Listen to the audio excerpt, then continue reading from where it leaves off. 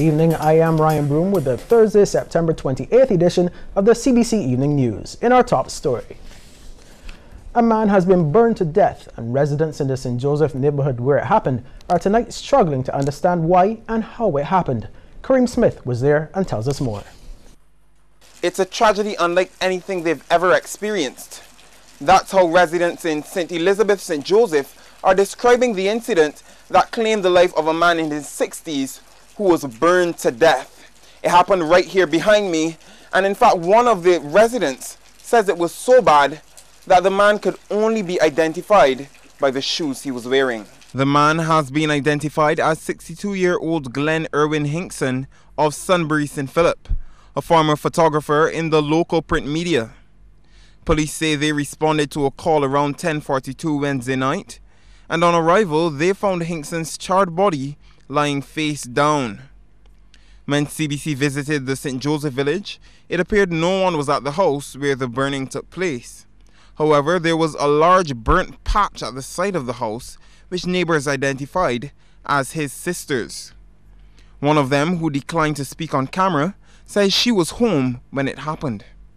For all these times I was living here, I never see something happen like this. What you see is a degree burn, right? And trying to identify the body, all I identify the man by is the sneakers. A senior officer at the St. John Fire Station confirmed the incident, saying Hinkson received third-degree burns about the body, a sight so graphic that it's left his neighbor traumatized. I just don't know. I can't say that. I don't know. I just don't know. This really happened in real life. So I just see death, but not in that kind of burn up way. It's just like people just dying, you know, in different ways. You're not. Sometimes it's good to smile, take a laugh sometimes, right? Laugh it off. At this point, police suspect no foul play, but they say their investigations are continuing. Kareem Smith, CBC News. Thanks, Kareem. Well, in other news, Attorney General Adriel Brathwaite says Barbados is open to requests for the use of marijuana for medicinal purposes. He made the comments at a CARICOM regional marijuana consultation at the Lloyd Erskine Sandyford Center. Mr. Brathwaite says there are legal means by which people can access products made from marijuana to treat their ailments. There are opportunities under our legislation that in fact that if there's some derivative of the marijuana plant that you can show that has medicinal properties that addresses whatever ailment that you have, there's an opportunity for us under a present legal regime for you to write to the head of the drug service, explain to her or get your doctor to provide the prescription, and we will source the capsule or the oil or whatever it is that you want. And in other words, what I'm saying to you is that as a country, we have not closed our minds to the medicinal properties to be derived from the marijuana plant. Mr. Brathwaite also expressed regret that the CARICOM Commission has not received adequate resources to fulfill its mandate. Its mandate is not to say to countries that you need to decriminalize marijuana. The aim of the Commission is to explore if there are any medicinal, if there are any legal, expert from a holistic perspective, and make recommendations to the heads based on its research. And it can only have the research, the value of the research, if you have the voice of the people, of all of the people. So that's my first challenge, which is to ask all countries who have not come on board and welcome the Commission to do so. And there's a representative from CARICOM. I'd like to also ask CARICOM to ensure that the Commission is given the resources. Meanwhile, many Barbadians seized the opportunity to share their views about the use and decriminalization of marijuana, and we hear more from Sean Farrell. The Marijuana Commission is conducting a rigorous inquiry into the social, economic, health, and legal issues surrounding marijuana use in the Caribbean. It will then determine whether there should be a change in the current drug classification of marijuana, making the drug more accessible for all types of usage. This week, Barbadians got their say on the matter. I hear people saying all the big ups in society are using it, the doctors, the lawyers, but I think we have a lot of social problems in Barbados, and we're at the stage, and have been for a while, where we have a tremendous number of our children that leave school without meaningful certification. And to tell them that they should follow those who have a greater social support is like telling them to follow the big ups off the cliff without telling them that the big ups have parachutes. If you decriminalize marijuana, then it should be allied with a campaign to discourage people from using marijuana. Attorney at law Ryan Mosley believes there's a strong case to decriminalize marijuana on economic grounds. Today I read in the newspaper that 2,700 marijuana plants were seized by the police at Indian Ground, St. Peter. Now, I just did a quick calculation, right? Because an outdoor marijuana plant can yield about approximately 14 ounces.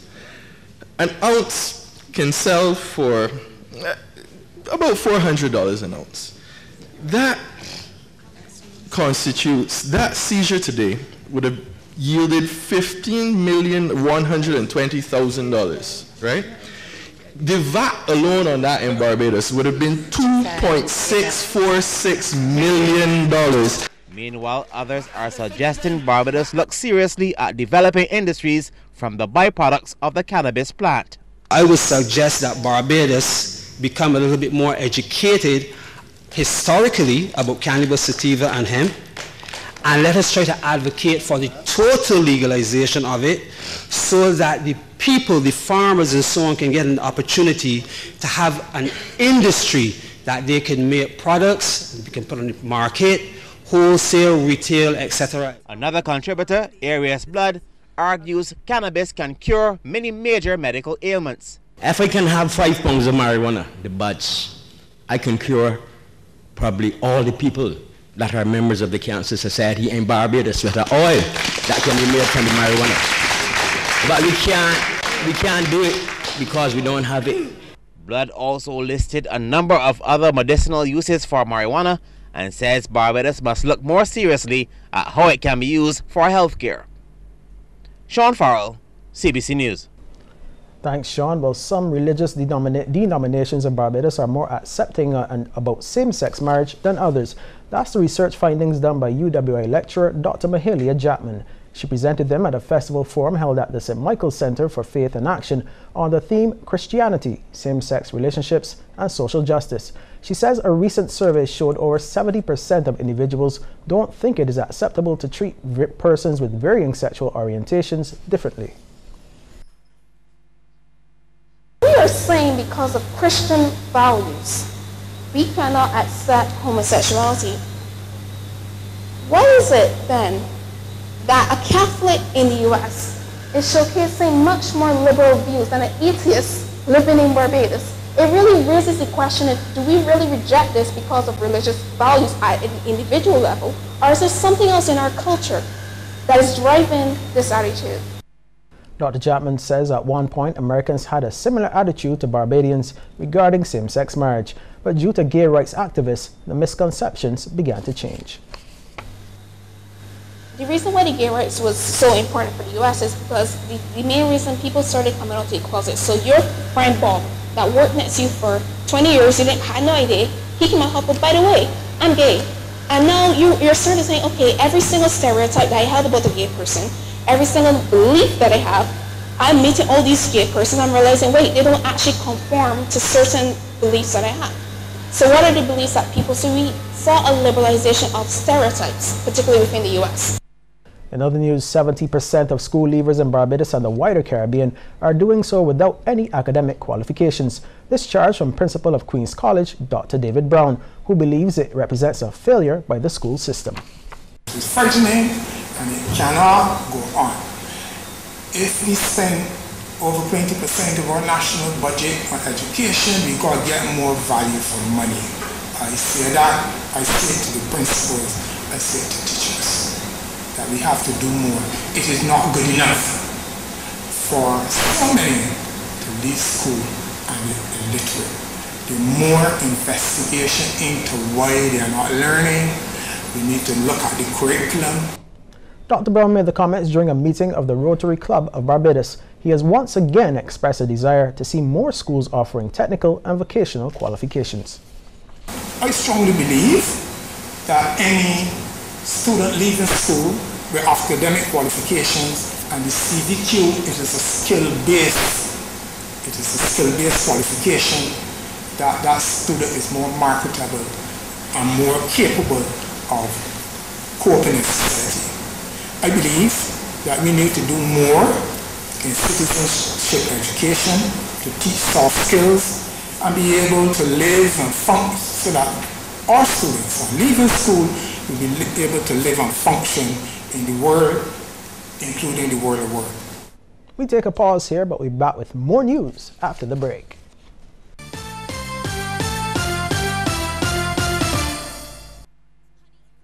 Needs painting. Why not the whole house? We're hitting the jackpot at Virtual Paints. Enter to win free paint in one of 7 prizes in the Anson McCall Lucky 7 jackpot worth $140,000. Just spend $100 at Brightons Stokes, Brightons Express and Stationery, Brightons Insurance Standard, MQI, Virtual Paints, or Consolidated Finance. Enter your code online at www.ansonlucky7jackpot.com for your chance to win. See website for full details. Help support the restoration efforts for the hundreds of thousands affected by catastrophic hurricanes. Donate to the Red Cross Hurricane Relief account at any branch of the following: CIBC First Caribbean, account number 10011633436. First Citizens, 500-900-00588. RBC Royal Bank, 210-05073. And Republic Bank, 01804-153-1001. Monies raised will be sent to the International Red Cross for its restoration work for affected persons. Appeal closes 30th November 2017. Persons wishing to post checks should make these out to Red Cross Hurricane Relief Appeal Account and post to Barbados Red Cross Society, P.O. Box 300 Bridgetown, or hand deliver to the Red Cross Warrens Headquarters. The Barbados Red Cross and commercial banks, on behalf of the victims of catastrophic hurricanes, thank all persons and businesses for their contributions.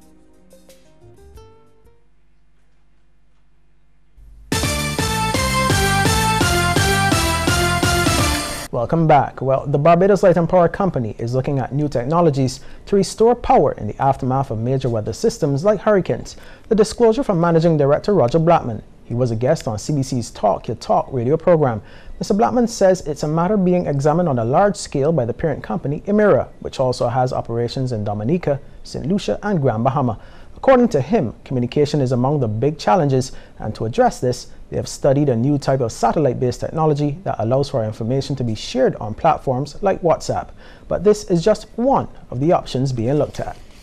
As we look at the restoration effort, again, there in Dominica, we're considering some of the things that we are looking at here, even in terms of grid modernization. So having more distributed power on the network, as opposed to the conventional centralized model that we have today, means that you rely less on the wires running between the customers and the central generating plant. And you can develop what is referred to in the industry as microgrids. These are sections of the network that can remain self-sufficient even if the interconnecting wires are down. And so that's an evolving technology. Is something that there's an opportunity, and that certainly is something that as a group we're looking into. Heavy emphasis is being placed on the importance of community service at the Princess Margaret School. That's according to Deputy Principal Robin Douglas. One of the things that we've been trying to do this term in particular, our theme, is service and the way in which students can contribute, right, to their entire community and the society at large. It is our belief that students should learn from as early as possible that being a part of giving to an entire group, right, makes for a better society. In fitting with the theme, students and staff of the school spent the past week collecting items to send to hurricane-ravaged Dominica. English teacher and coordinator of the drive, Lisa Holmes, is very pleased with the response. She says the school is preparing to send its second batch of items. We are going through the initiative of the BAPS, the Barbados Association of Principals of Public Secondary Schools, and they are having the items collected by the Barbados Defense Force. We are looking to go into next week. By next week, Wednesday, we should be finished, but they have made one collection thus far, and they're making another one today. In other news, more young men are being encouraged to join a group which focuses on improving the lives of its members. The invitation from President of the Maurice Bayer Polyclinic Men's Health Discussion Group, Erwin Scanterbury. We would be very keen if it were possible to get younger people joining the group. Our plans really is at some stage to form a youth arm of this polyclinic men's health group. Well, we as a group don't only focus on health issues. We focus on other issues, including relationships, anything that would improve men's personal development. The group, which has over 50 enrolled members, has been meeting every last Monday of the month for almost 20 years. During the last meeting, members discussed ways to improve their cardiovascular health. There was also a display of natural supplement called Pro-Arginine, which is recommended for patients with heart disease.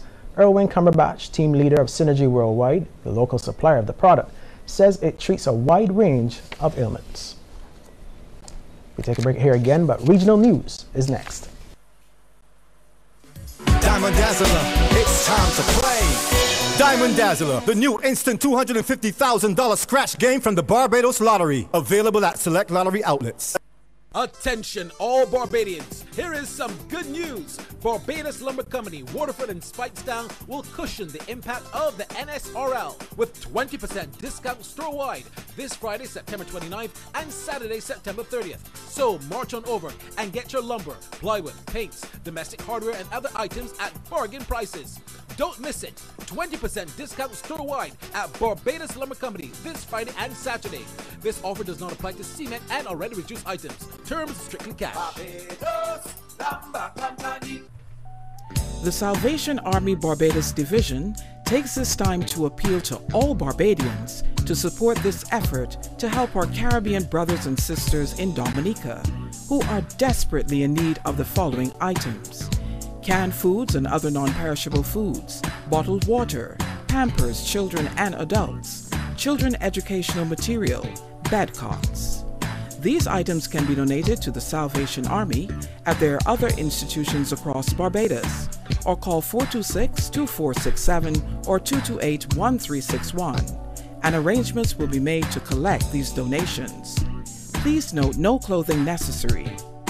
We also welcome any monetary donations to this effort through our local account at Scotiabank, account number 000-901-9858. The Salvation Army Appeal. Do you want audience numbers? Over 140,000 people are watching Morning Barbados and the evening news. 6 out of 10 top radio personalities are found right here at the CBC. CBC delivers the audience you need.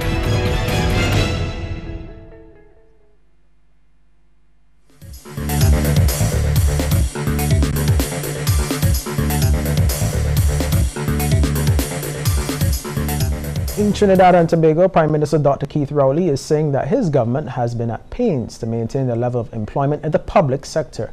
This, as he says, government's main source of revenue is significantly down. We have more in this report. Government's main source of revenue, which is from the energy sector, dropped by over 89% from 2014 to 2017. That is from $19.4 billion to $2.1 billion. This, according to Prime Minister Dr. Keith Rowley, during a live consultation on the financial position of the country. In this situation, one of the main concerns of the government was the level of public payroll employment. The government is clearly one of the largest employers of labor in the country. And since government revenues have declined so precipitously as they did, it is to be expected that public sector employment would be in serious jeopardy. Also giving presentations at the consultation was one of the permanent secretaries in the Ministry of Finance, Suzette Leachy, who says that net public sector debt increased by 241% over a 10-year period. The debt has gone from $38.9 billion in 2007 to approximately $93.74 billion at the end of this year. This is about a 241% increase over the 10-year period. Permanent Secretary Vishnu Danpal says there has been a significant drop in taxes from oil companies. And in the space of 3 years or less, we moved from 17 billion in taxes on oil companies collections to $472 million. CARICOM Chairman Dr. Keith Mitchell wants all member states to pay their dues to CARICOM Development Fund as the region looks to rebuild after 2 monster storms ravaged several islands. He made the appeal particularly to more developed countries, or MDCs, at the opening of the 6th annual meeting at Accra Beach Resort. Dr. Mitchell says the storms that have impacted the Caribbean will aggravate the social and economic disparities in the region, and the fund was set up to guard against those outcomes. Failure to do so, sisters and brothers, in this timely manner would severely hamper the ability of the fund to deliver on its mandate. The urgent need to complete the replenishment of the CDF in this current period is also important to a wider efforts to mobilize external financing for the development and in many cases the literal reconstruction of the region. And Dr. Mitchell says he's pleased with the swift and decisive response from the region, even with the limited resources available. And this present situation demonstrates that the necessity for integration and for recognizing the need to work together as one unit is more important than ever. The road to recovery for many of the islands in the region, sisters and brothers, would be long and arduous one, and will carry with it a huge and enviable price tag. We must therefore maintain the demonstration of solidarity I mentioned earlier on, and build on the momentum that was created in post-Irma and post-Maria emergency relief and recovery phase. In the U.S. Virgin Islands, residents are feeling abandoned, though they are trying to recover from the destruction caused by Hurricane Irma. More details in this report.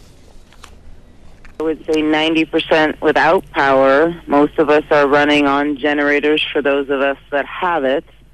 There's a variety of diesel, gas, and propane generators, and the diesel and gas is in fair amount of supplies, which we have recently learned. You know, in the first few days, nobody knew how much of anything was on an island, and we were standing in line for hours for food at the grocery stores just to get your basic necessities, standing in line for hours for water, and there was a 4-hour curfew, so it made it very hard to get things that you needed. In the last few days, things have lightened up a little bit, but we're still standing in lines for places.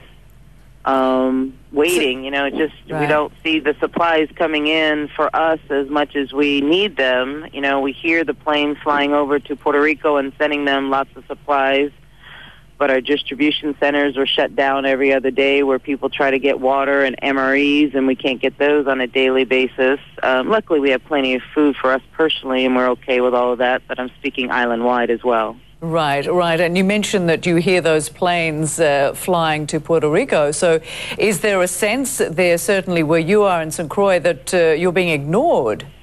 Oh, absolutely. That's we're always felt that way. I mean, we understand Puerto Rico is a much larger island and a lot more populated people there, but we do have our own needs here on the island. And as far as, you know, there's no military presence helping, just from simple things through the intersections where the traffic is log jammed and people aren't, you know, abiding by a typical four-way stop, and you're sitting an hour driving from one part of the island, which normally would take you 5 to 10 minutes to just get downtown, you know, to try to get supplies that you need, and you're on a limited 4-hour. Sports news is just ahead with Mark Seal, but first, a tip from Cooperators General Insurance. This tip of the day is brought to you by Cooperators General Insurance Company Limited. Insurance the way you want it to be. Insurance is the most widely used method of financing risk. Many persons only appreciate the importance of insurance when they suffer loss or damage to their personal property or possessions.